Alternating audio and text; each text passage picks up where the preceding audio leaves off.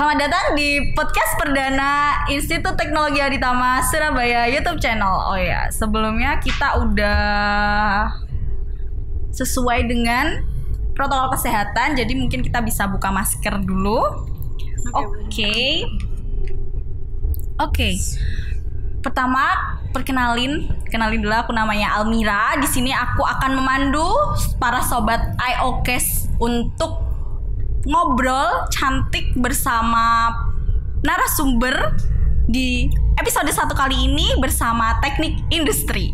Oke. Gak lama-lama nih, narasumber cantik kita sudah ada di sini. Ada Ibu Krisna dan ada Ibu Anindya. Halo Almira. Hai. Oke. Gimana nih Bu kabarnya hari ini? Baik, sehat sekali, kenyang, happy karena lagi libur ngajar. Vibes-nya kemarin kan habis liburan. Iya betul, refreshing ya Bu ya, udah after healing kali bahasa-bahasa anak sekarang ya kan. Oke. Hari ini itu kita bahas, topiknya udah ada di judul ya tentunya. Nah sebelum itu saya pengen tahu nih Bu, Ibu kira-kira bisa perkenalan dari masing-masing nggak? Kan saya belum benar-benar mengenal secara mendalam gitu ya Bu ya. Jadi boleh perkenalan dulu dari Ibu Krisna atau dari Ibu Anin, silahkan. Mungkin saya dulu ya. Iya. Nama saya Anindya, Mbak Almira. Saya salah satu dosen di jurusan Teknik Industri ITAS. Kebetulan saya asli Solo.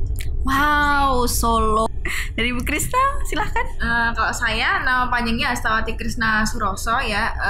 Biasanya dipanggilnya Bu Krisna, orang-orang jurusan juga manggilnya Bu Krisna. Cuma beberapa mahasiswa aja manggilnya Bu Hasta. Jadi kalau ada yang nyari Bu Hasta dan Bu Krisna itu orang yang sama ya, karena namanya Bu Astawati Krisna Suroso. Terus kalau asal saya dari Kediri. Saya dari kecil sudah di Kediri sampai SMA terus kuliah saya pindah kota lain ya, kemudian kuliah S2 juga pindah ke kota lain, terus sekarang saya ikut suami dan saya bekerja di ITAS ya, di Surabaya. Sebenarnya merantau di Surabaya. Iya. Tapi tetap ada acara pulang kampung ya Bu ya. Saya sering sekali pulang kampung. Kayak Jumat malam pulang kampung, Senin subuh saya balik lagi ke sini. Jadi sering banget, dan juga karena kan dekat sekarang sudah ada tol ya, sehingga 2 jam saja. Biasanya 1,5 jam, 2 jam lah sudah nyampe Surabaya. Ya, fasilitas infrastruktur sangat memudahkan kita ya Bu sekarang ini ya. Betul. Alhamdulillah. Kalau Ibu juga sering pulang Bu Anin? Saya kebetulan nggak sering pulang. Paling ya 2 bulan ya, 2 bulan sekali ya. Tapi yang terbantu banget lah gara-gara ada tol itu. Iya betul. Yang dulunya mungkin ke Solo itu 6 jam 7 jam ya kalau di Surabaya. Sekarang cuma 2 jam 3 jam udah. Wow, iya betul. Sama lebih cepat juga. Oke. Bu Krisna dan Bu Anin ini kan dari teknik industri, tapi tentunya pasti ada bidang studi yang ditekuni atau lebih mendalam gitu. Ini dari bidang studi yang sama atau gimana Bu? Mungkin bisa dijelaskan. Beda ya. Konsentrasinya berbeda kan? Konsentrasinya beda. Iya. Memang sama-sama teknik industri.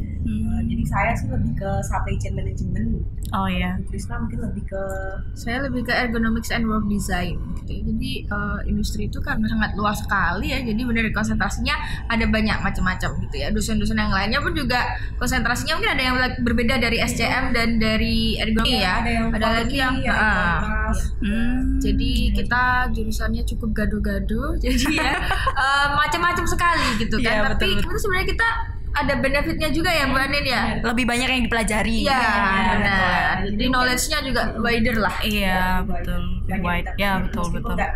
Secara pendalam ya masing-masing, tapi kita tahu banyak hal lah. Iya. Kan Ibu supply chain management tentunya kan ada kayak proses gitu ya Bu ya, kayak diagram, lebih ke diagram proses produksi sampai ke konsumen gitu kan Bu ya. Benar. Nah, itu iya betul. Mungkin saya cerita sedikit. Iya, boleh Bu. Jurusan teknik industri ITAS sendiri ya, itu ada 2 bidang konsentrasi sebenarnya. Ada manajemen operasi sama satu lagi manajemen atau supply chain management itu. Kalau Bu Krisna kan lebih ke economic and human factor, itu masuknya manajemen operasi. Kalau saya ke supply chain-nya. Jadi kalau supply chain sama manajemen operasi itu bedanya apa? Kalau manajemen operasi mungkin lebih fokusnya ke apa yang ada di dalam perusahaan gitu ya. Plan atau pabriknya, mulai dari bahan baku sampai dia jadi. Tapi kalau sampai memang itu kita lebih wider lagi, jadi kita membahas hubungannya dengan supplier sampai ke tangan konsumen kayak gitu. Berarti masih ada kesinambungannya gitu ya? Benar. Kalau yang bidang studi Ibu Krisna tadi berarti kan lebih ke manajemen operasinya gitu ya? Enggak, jadi sebenarnya saya kan masuknya ergonomi and work design. Itu kalau di jurusan kami, karena tadi sudah dibedakan menjadi 2 ya Bu. Ada kebetulan itu namanya kunci besarnya lah ya, dia langsung SCM gitu. Jadi dia masuk SCM. Nah di MO manajemen operasi itu ada macam-macam lagi gitu ya. Saya salah satunya ergonomi and work design. Terus ada yang quality gitu ya. Terus kemudian ada yang lean manufacturing misalkan gitu kan. Terus macam-macam lagi. Jadi saya termasuk salah satu dari manajemen operasi gitu. Berarti lebih, kalau teknik industri itu lebih aplikatif kali ya Bu. Jadi kayak pelajarannya atau bidang studinya kan lebih aplikatif. Jadi maksudnya nanti si alumninya itu bisa lebih cepat masuk ke industrinya karena kan juga lebih luas ya Bu ya. Iya.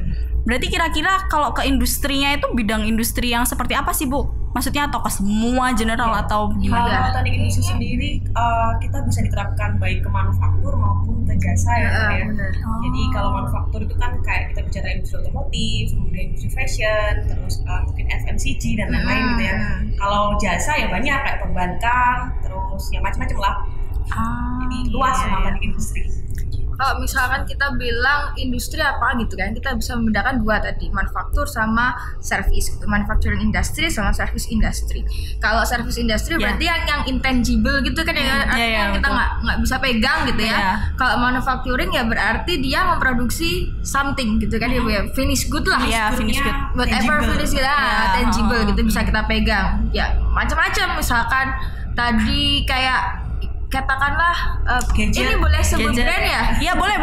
Contohnya ya gadget yang kita pegang gitu kan, itu juga sebuah industri manufaktur gitu ya. Betul. Terus kayak atau enggak kita ke Alfamart, ke Indomaret gitu kan, beli sampo, sabun, itu sudah sebuah industri manufaktur juga gitu kan. Pengolahan. Oh selama ini tuh saya pahamnya manufaktur itu lebih ke pembangunan aja. Itu ternyata enggak ya, lebih luas lagi ya. Jadi kalau orang mikirnya manufaktur itu nggak hanya otomotif, tapi sebenarnya tidak ya. Semua industri pengolahan yang menghasilkan produk itu manufacturing gitu ya. Iya, manufacturing. Manufacturing itu ya tadi contohnya ada otomotif ya misalkan membuat velg atau betul ya part dari mobil lah ya, motor, mobil gitu. Betul. Itu yang otomotif. Contohnya tadi lagi Bu Ani bilang fashion gitu ya. Nah ya fashion juga kayak mass production yang membuat apa ya, baju lah, sepatu gitu kan. Sepatu kan juga langsung banyak banget kan mass production juga. Dia jilbab itu sekarang juga jilbab diproduksinya dalam jumlah yang besar. Iya, soalnya hijabers, selebgram itu kan udah banyak ya sekarang merajalela. Jadi mungkin yang paling cepat atau paling pesat itu mungkin di bidang fashion ya Bu ya, soalnya kan lebih luas kan. Sebenarnya fashion sekarang cepat juga. Kalau service industry tadi kan yang intangible ya, sekarang juga lagi marak. Anak-anak juga suka kayak apa tuh namanya, kerjanya yang di startup gitu kan, itu banyak kan service ya, kayak Gojek, Grab, maksudnya service industry. Terus apa lagi ya, Shopee itu kan dia juga tidak kan nggak ada produknya nggak ada produknya, service terus dari perbankan nggak ada produknya juga kan, terus produknya benar-benar nggak yang terlalu kelihatan kayak dunia pendidikan kita, itu juga sebuah service industry. Jadi kita basically bisa bekerja di both of them ya, baik manufacturing industry maupun service industry. Ya berarti sangat luas sekali ya bidangnya, untuk alumni ini bisa langsung masuk kemana-mana bidangnya gitu. Oke, tadi yang paling menarik menurut saya mungkin bakalan terkait dengan topik episode 1 kita kali ini gitu kan, mengenai fashion, mungkin lebih tepatnya fast fashion nih Bu. Nah kalau fast fashion sendiri itu seperti apa Bu menurut Ibu tuh? Kalau sekarang itu perkembangannya kan ya itu tadi, mungkin karena akhirnya dengan keadaan pandemi seperti ini, akhirnya banyak pekerjaan yang dulunya tidak ada sekarang jadi ada ya, semacam sekarang ini kita lakukan YouTube ya kan? Iya benar. Ada YouTuber, ada selebgram, semuanya kan pakai ya, kita tinggal di rumah aja, tiba-tiba kayak kemarin saya kutip dari beberapa YouTuber, ini apa Nuyul ya kok di rumah aja tapi beli mobil, beli apa gitu kan.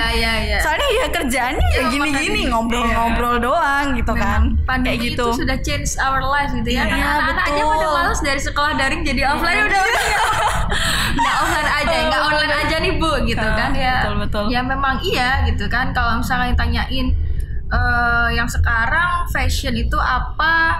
Ya meskipun sekarang juga agak berubah ya, orang itu tabiatnya yang dulunya suka ke mall misalkan sekarang sudah agak membatasi gitu kan. Betul. Tapi itu juga membawa fashion kita berubah juga. Mungkin kita lebih suka fashion yang sekarang agak adem karena sering di rumah gitu kan. Enggak yang kalau dulu kan mungkin yang hybrid lalala gitu ya.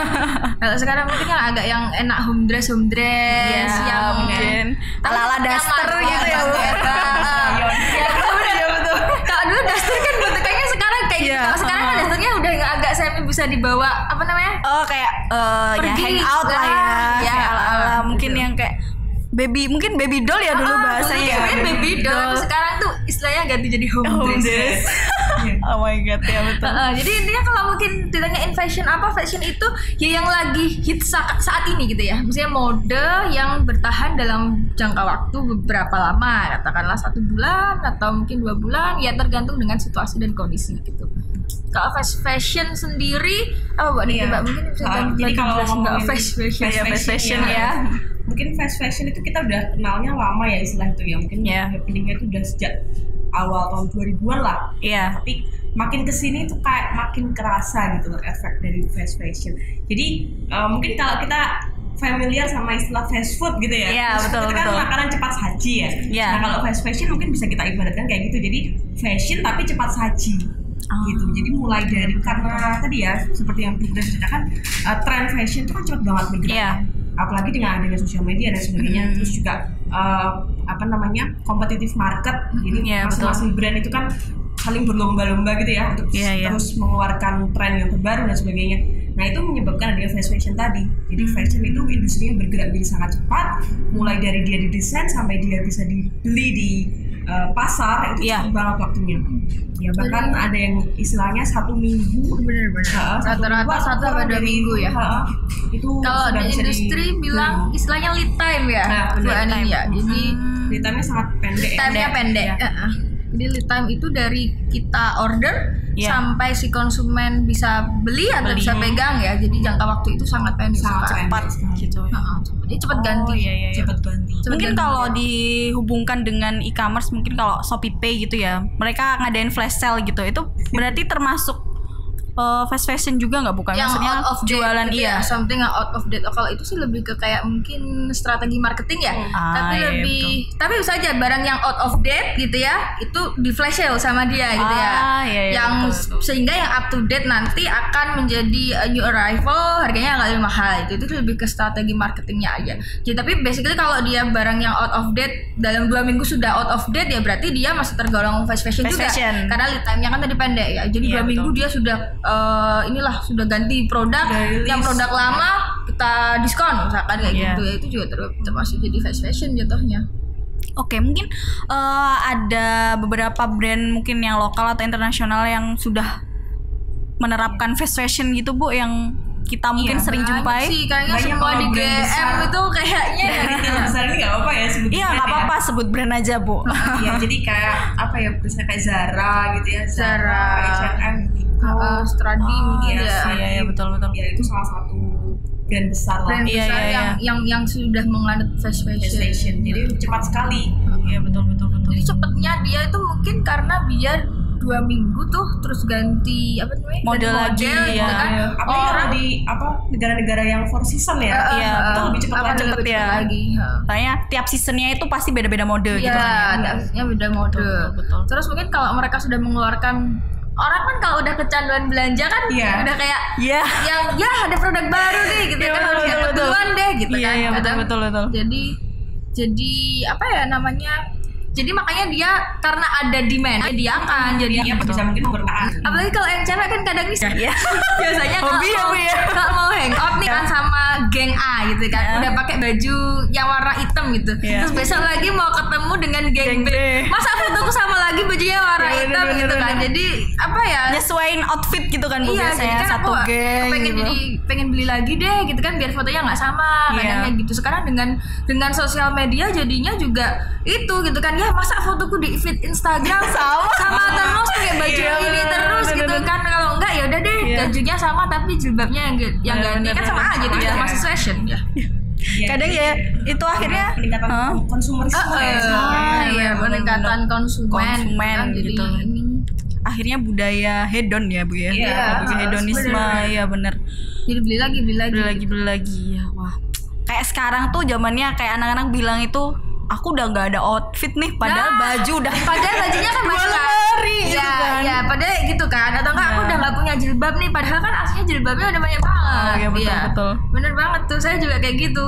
Sampai lemari kayak nggak punya baju, milihnya lama tapi bajunya sebenarnya banyak, tapi kayak merasa nggak punya baju nih. Kayak aku harusnya ada occasion event baru atau ada acara baru ya aku pengennya beli baju lagi gitu kan, padahal ya enggak juga sebenarnya kita bisa mengakalinya mungkin. Ya mungkin itu karena ini ya, karena ada pengaruh semakin gampang ya kita beli baju itu ya. Iya, benar-benar. Iya. Jadi tinggal scroll iya, benar. Oh, ada yang bagus langsung dibeli. Iya. Mungkin brand-brand yang Ibu sebutin sebelumnya tadi itu kan juga udah akhirnya mereka merambah ke e-commerce juga kan? Iya. Dia dulu mungkin belum ya, nggak terlalu lah, agak susah lah beli baju kayak Zara secara online atau beli baju apa Uniqlo dengan online tuh. Tapi sekarang mereka sudah punya app-nya sendiri.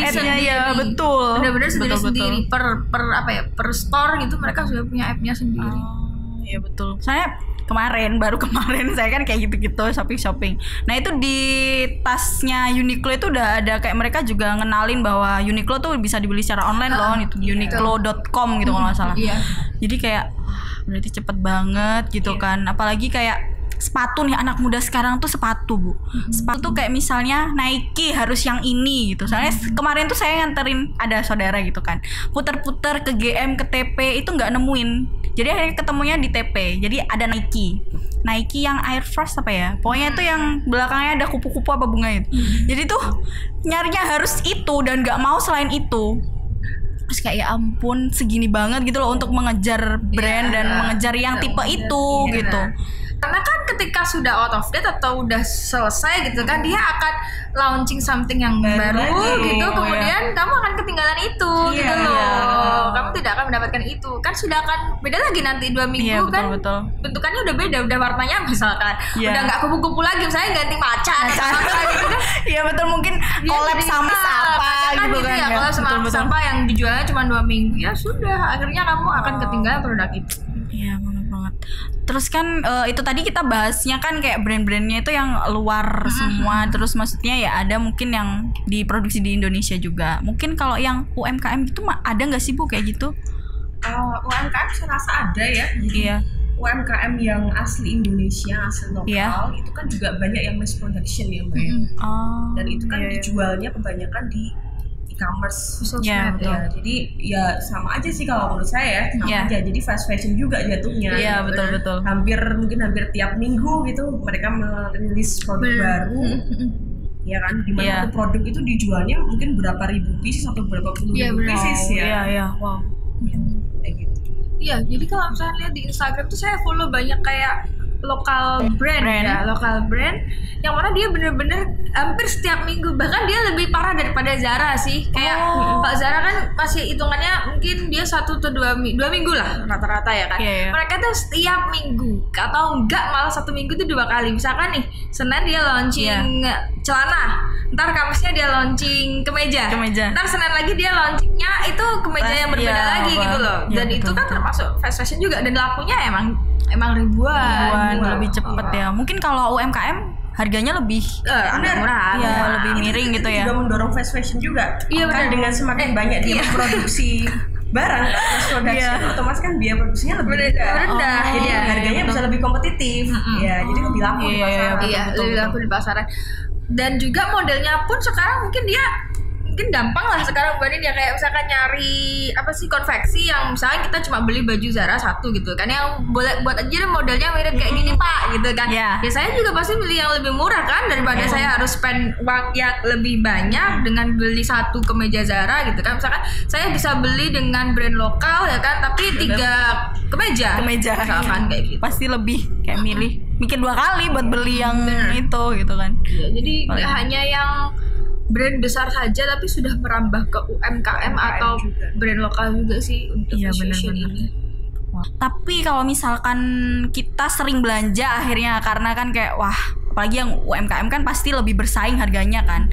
Jadi lebih kayak mau belinya 3 baju 4 baju padahal kita sekali badan kita kan nggak 4 gitu, badan kita kan cuma 1 ya kan Bu. Jadi kayak pasti pakainya ya sekali, maksudnya satu-satu kan gitu kan, dan itu waktunya kan tidak menentu gitu, kapan nanti kita outfitnya ini kapan makainya gitu kan, nanti nggak sesuai. Kita ke kantor pakai seragam ya Al ya, jadinya kayak kapan gitu kita pakai bajunya. Iya betul, jadi kan nah itu berarti kan terkait dengan impact atau apa ya, pengaruh negatif atau mungkin positifnya dari fast fashion gitu Bu. Ya mungkin kalau negatifnya ya lebih ke itu ya negatif dulu ya. Iya. Fast fashion itu sebenarnya sudah banyak yang mengkritisi dampak negatifnya. Iya. Jadi salah satunya yang paling kerasa itu dampak terhadap lingkungan Mbak Almira. Oh iya. Karena kita cuma beli-beli aja tapi kita nggak mikir setelah beli habis itu nggak kita pakai mau kita apain. Iya. Ya kan? Limbahnya mau kita apain. Iya benar-benar. Mungkin ada beberapa yang sudah mulai mendonasikan, tapi banyak juga yang enggak gitu. Jadi langsung buang aja gitu ke tempat sampah gitu ya. Jadi saya juga pernah baca tuh Mbak, ada data katanya 85% produk tekstil atau garment itu ya, itu berakhirnya di tempat buangan sampah. Coba bayangin. Dari banyak sekali loh yang dijual ya, market banyak banget itu waste-nya sangat besar sekali. Jadi selain dampak, mungkin kalau selain itu juga industri garment sama tekstil itu juga salah satu penyumbang ini ya emisi ya betul. Selain minyak, industri minyak sama gas ya. Minyak. Itu salah satu penyumbang carbon emission terbesar itu industri tekstil dan garment. Dan juga pencemaran lingkungan lain kayak pencemaran air. Kan kalau tekstil kan pasti kan ini ya. Iya, baju itu kan ada di warna. Iya, betul. Pasti ada limbah cairnya. Itu juga banyak mencemari lingkungan. Iya. Apalagi dengan fast fashion ini. Semakin menjadi jadi. Kalau dari sisi lingkungan ya, mungkin yang dari sisi yang lain. Mungkin kalau dari sisi yang lain tuh ya kalau efek negatif buat kita mah kanker ya, kantong kering ya. Kita beli baju terus ya. Kantong kering ya. Kalau misalkan efek negatif yang lebihnya kayak misalkan dengan dia berkompetisi menjual lebih murah harganya berkompetitif gitu ya antara satu produk dengan produk lain gitu ya kan. Kalau misalnya di dunia industri kan kita tuh selalu kayak maximize revenue dan juga minimize expenses ya. Jadi kan dengan gimana caranya biar kita itu revenue-nya itu benar-benar banyak gitu kan, tapi expenses-nya minimal gitu kan. Nah itu sih yang kadang-kadang disalahartikan gitu kan. Dengan expenses minimal misalkan dia harus cepet-cepetan nih, pengen 2 minggu saya harus memproduksi baju 2 minggu harus benar-benar sudah jadi nih.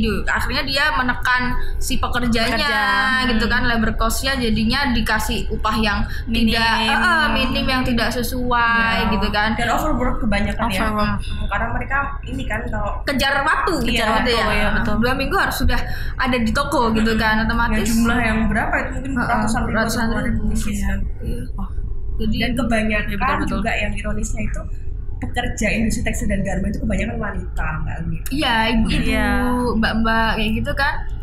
Karena kan kita lebih teliti ya. Iya, betul. Cewek kan, cowok kan nanti ini jahitannya nggak rapi dan lain-lain. Betul. Gak detail kalau lebih detail gitu kan. Kebanyakan jadi wanita seperti itu. Jadi labor cost-nya nggak sesuai misalkan karena kejar waktu tadi, akhirnya overwork gitu ya.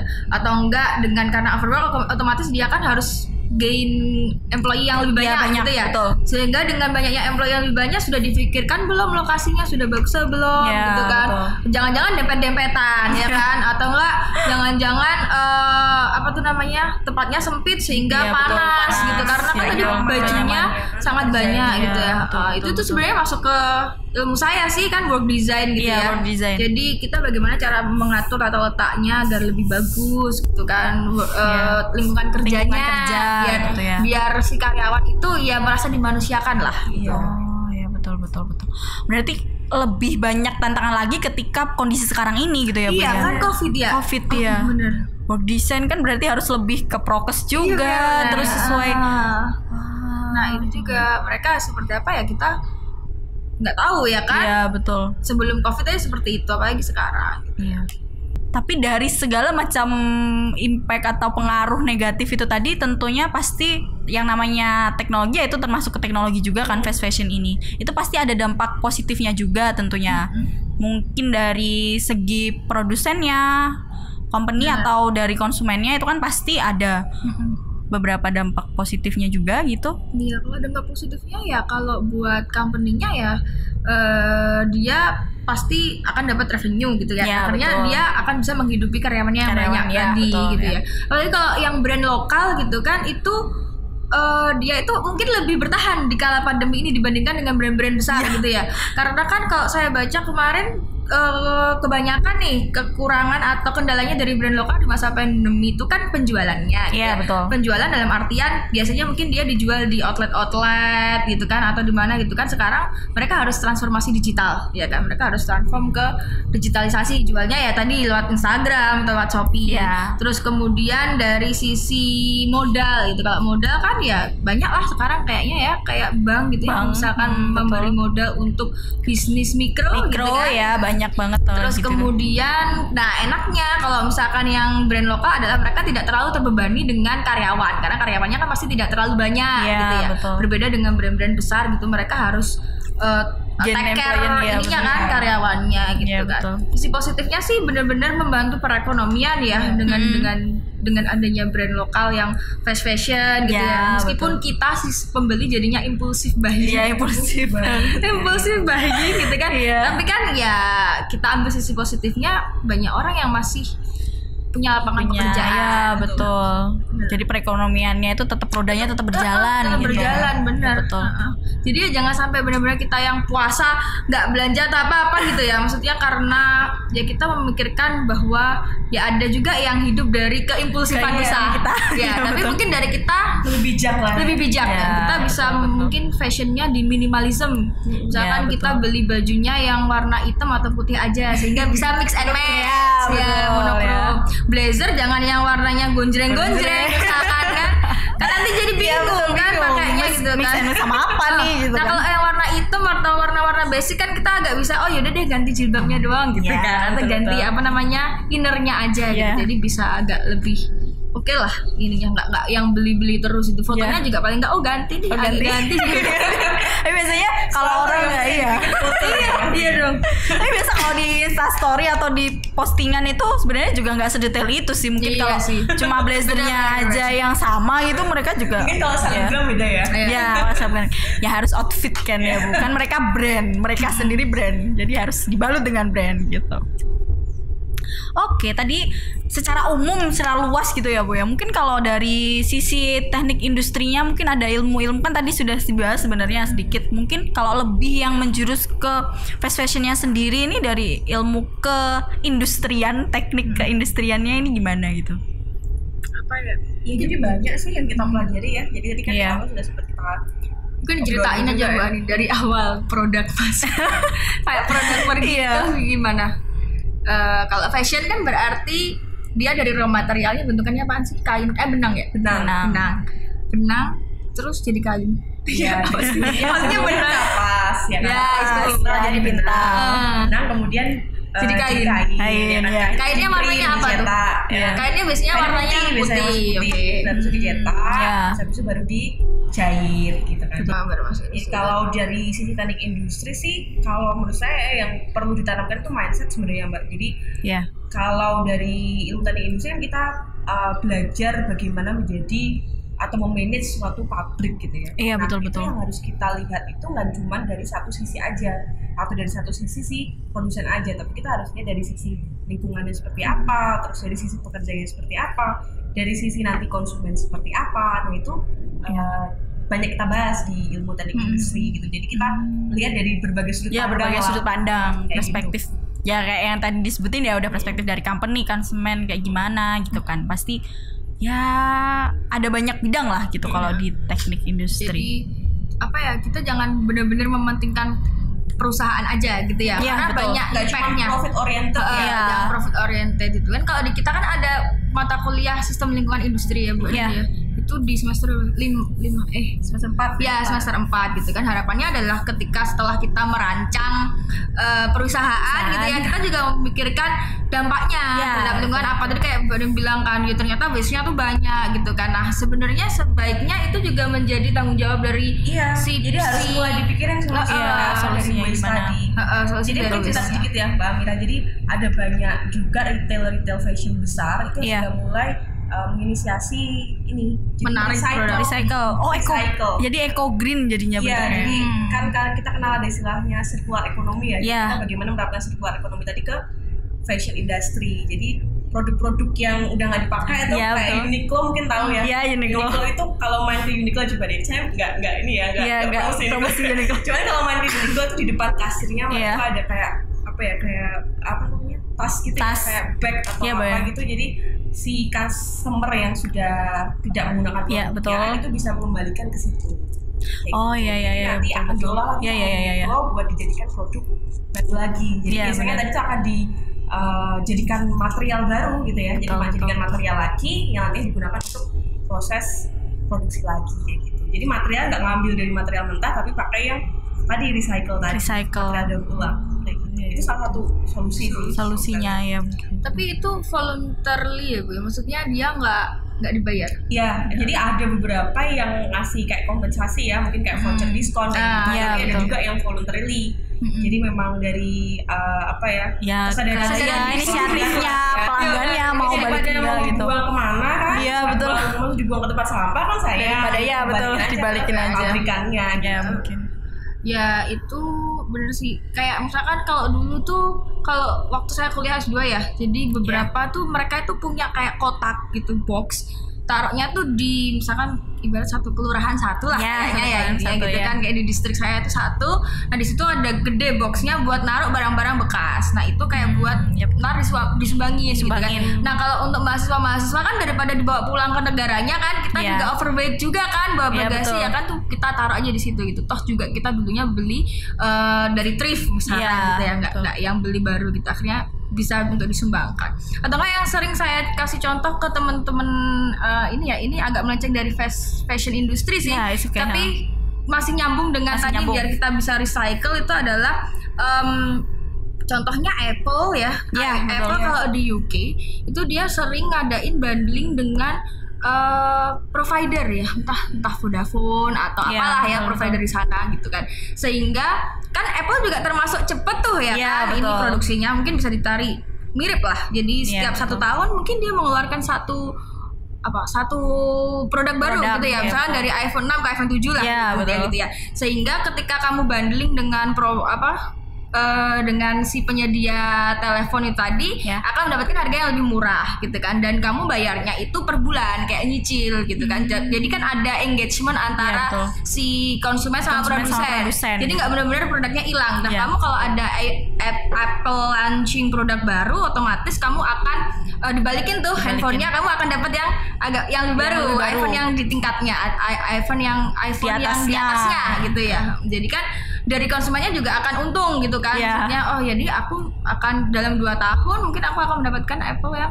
lebih baru, jadinya nggak benar-benar hilang lah. Sedangkan kalau kita tahu kan kalau handphone kan impactnya gede ya, kalau misalkan kita buang aja gitu. Kan kita nggak tahu bahan-bahannya di dalamnya apa gitu kan. Kayak fashion tadi juga kayak gitu, ternyata banyak yang harmful ya. Apa kayak barang-barangnya yang ini banyak pewarna dan lain-lain. Tadi salah satu caranya. Jadi intinya kayak si produsen juga harus tanggung jawab dong sama produknya gitu kan. Jadi jangan benar-benar kita buat doang, akhirnya selesai gitu kan. Jadi sampai akhir gitu kan. Kira-kira after use-nya apa effect-nya.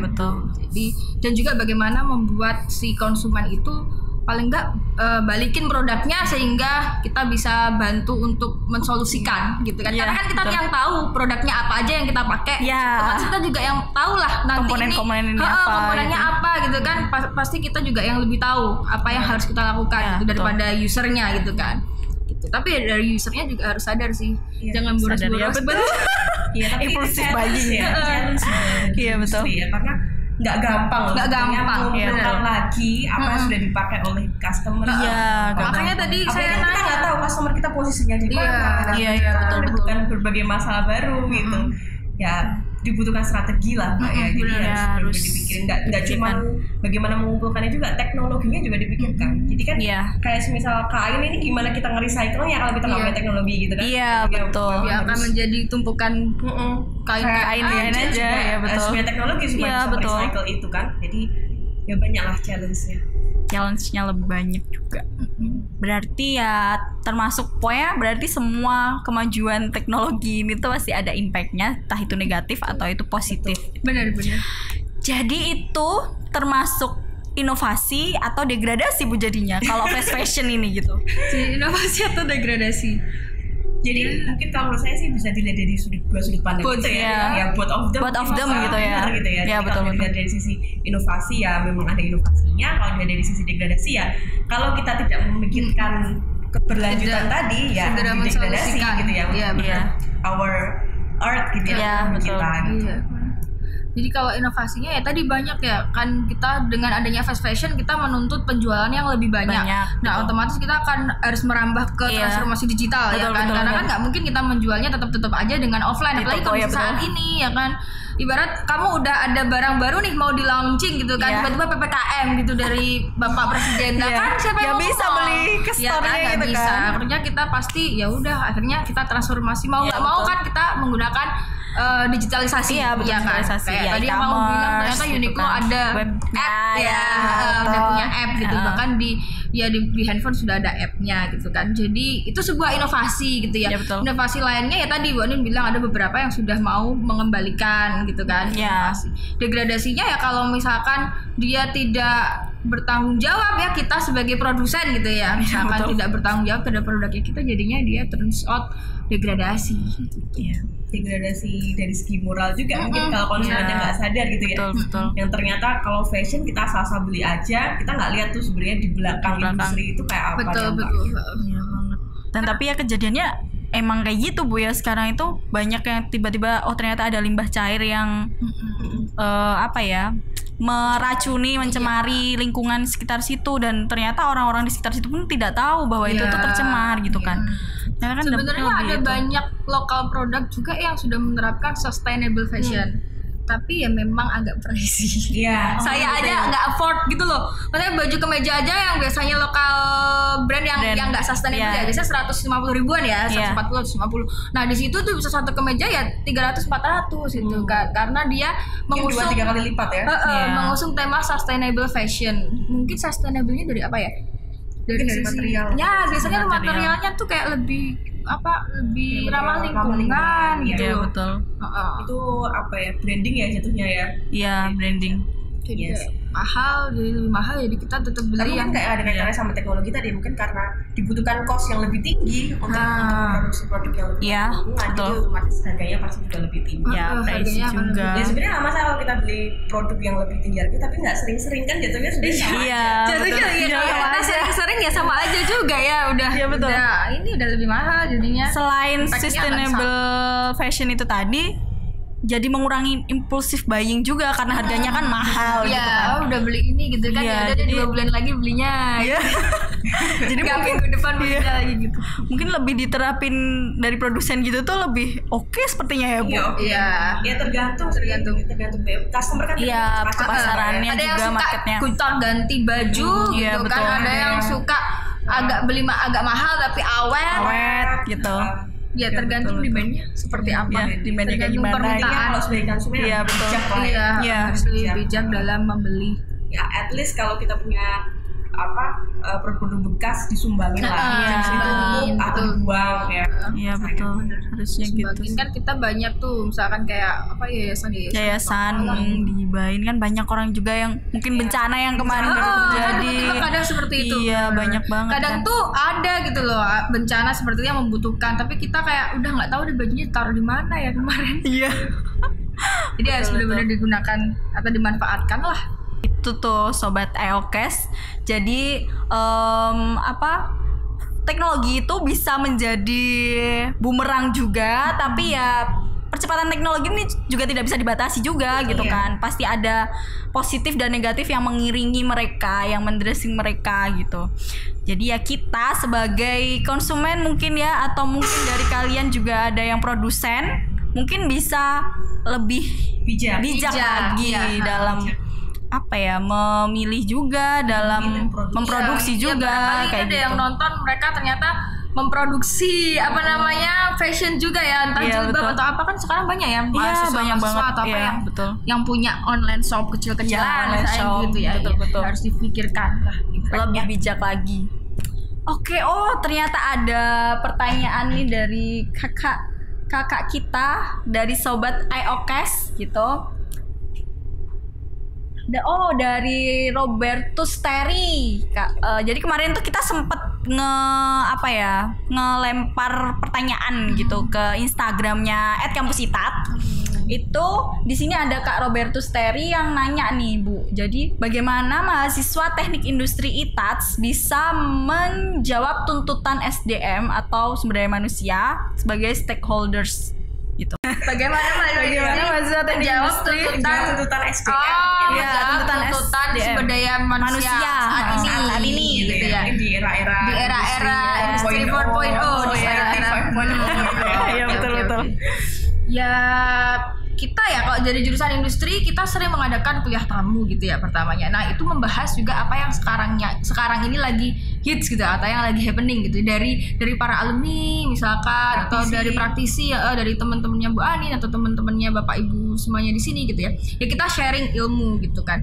Dan juga kita kan selalu memperbaharui kurikulum ya, maksudnya iya jadi dan RPS itu juga diganti. Saya kemarin itu juga kayak misalkan manajemen lingkungan, karena saya mengajar manajemen lingkungan dulunya itu ya kita membahas mengenai limbah B3 dan lain sebagainya gitu ya. Nah sekarang lebih ke kayak LCA misalkan gitu. Jadi yang Bu LCA life cycle analysis. Jadi mirip seperti yang tadi sudah kita bahas gitu. Betul.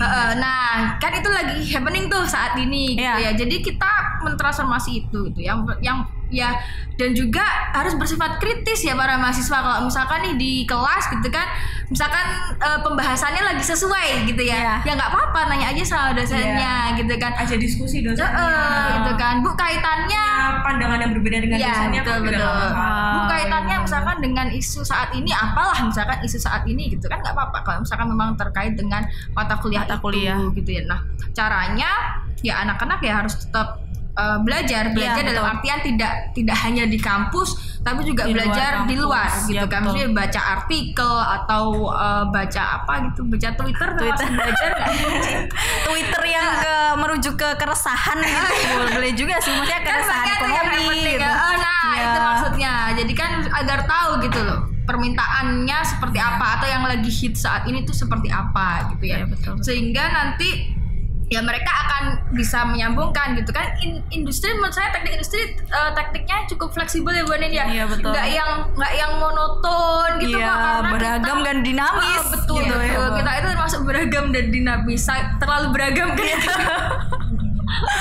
Iya betul. Nah tuh berarti nggak cuma hard skill mungkin ya Mbak. Iya, soft skill juga penting ya, diasah juga. Teknik industri ITATS juga selain itu mungkin kalau sekarang eranya teknologi gitu ya. Jadi kita juga selain kuliah juga kita pelajari berbagai macam software gitu ya, bisa memudahkan nantinya di dunia kerja. Betul.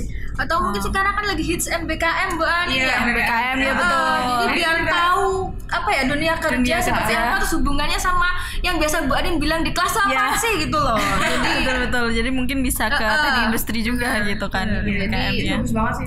Oke, Bu, ini ada pertanyaan lagi dari sobat iOKes nih dari Instagramnya kita.